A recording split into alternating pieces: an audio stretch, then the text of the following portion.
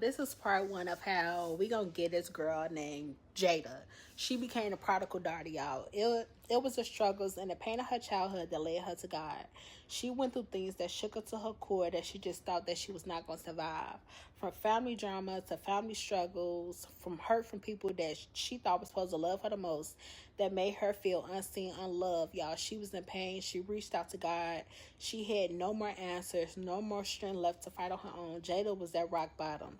She called out to God and he met her in the most profound way. She felt his presence. She felt his love. She just felt his warmth wrapped around her in a way she never thought that was possible. But as life continued to life, as it do for all of us, she found herself slipping away. She started to drift. She started to doubt again, to question if the life she surrendered was really for her. This new life, y'all, the pressures of the world's temptations, and her own securities began to pull her back into the same pattern she walked away from. She started to believe a lie that she should just do life on her own. She wasn't deserving of God's love. She walked away from the very thing that gave her life. She ignored the convictions in her heart, and she let the noise of the world drown out the voice of God. Y'all, Jada grew to have a way with men. It became a weapon for her.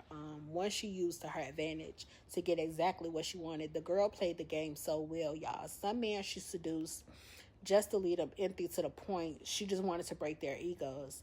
Others she led straight to the pack, straight to the wolves, setting them up for their enemies to collect whatever money that was owed to them, y'all. It wasn't personal to her, just business.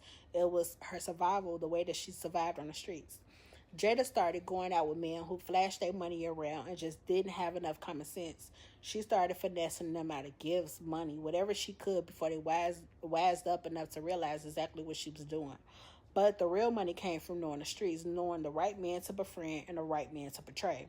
Y'all, she would lay in the bed with a man and tell him whatever he wanted to hear, all while taking mental notes. Where he kept his stash, who was his enemy, what was his routine. And then when the time was right, she passed the information along to whoever needed to get it. Sometimes these men walked away untouched, sometimes others wasn't so lucky. Jada moved without a conscience. She loved the thrill of it. She just didn't enjoy the attention. The girl needed it. This girl had a different man for different moves. One for money, one for excitement, and one for the illusion of love. It was her addiction, but every high has its crash. Every high has to come down. Then there was him, a man that nearly broke her, the one she met her match. We're going to call him Brandon. He wasn't like the others. He was a man that had power, that made people move when he speak. He knew the game. He knew women like her. Instead of playing along with her, he played her. At first, Jada thought she had won. He was everything she thought she wanted. He was dominant. He was controlling. He had money.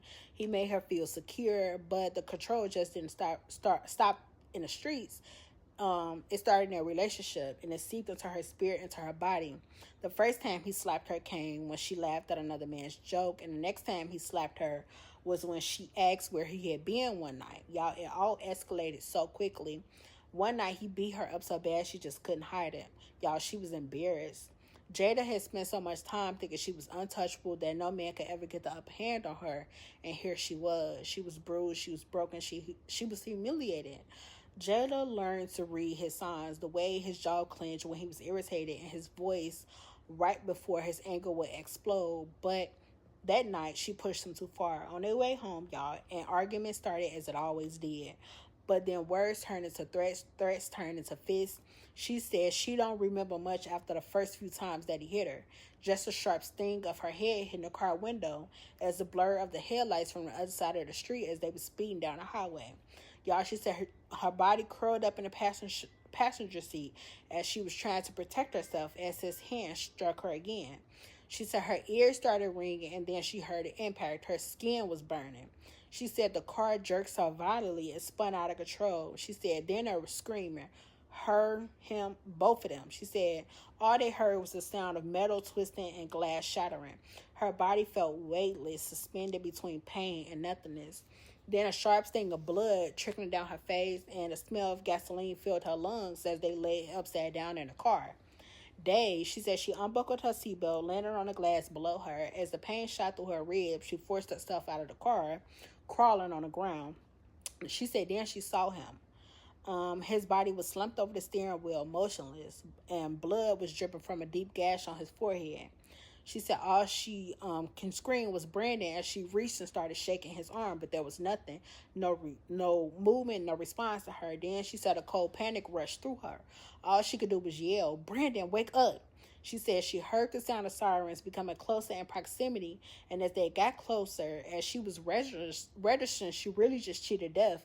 She was numb, she was in shock, she was cold from everything that had just happened. She said a paramedic crouched beside her, asking, "Can you hear me?"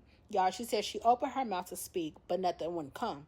She said her throat was dry and her mind was clouded, so she just nodded, looking back at the wreckage and at Brandon. She said the paramedics moved quick. One checked her vitals and another one went over to check him.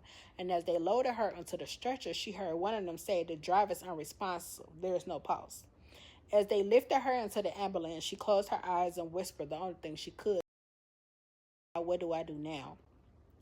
At the hospital, the doctor's voice was so calm. She said when he told her, "I'm sorry, but the injuries to your abdomen were severe. The internal damage." He hesitated, then he finally said, "You won't be able to have children."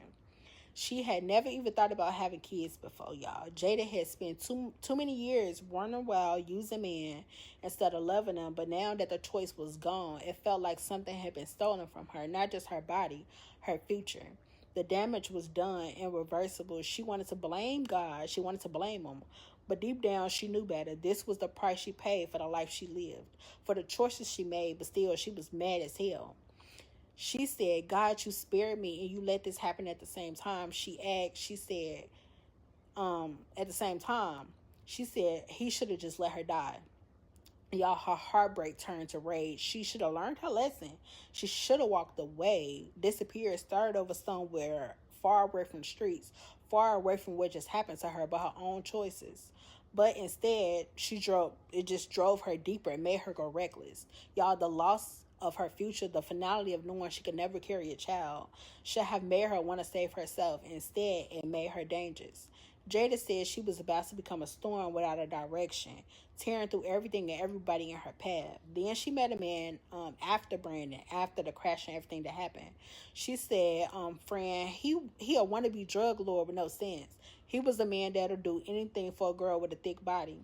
When he picked her up in a black Range Rover, talking about all the things he could do for her, how she could come up messing with him.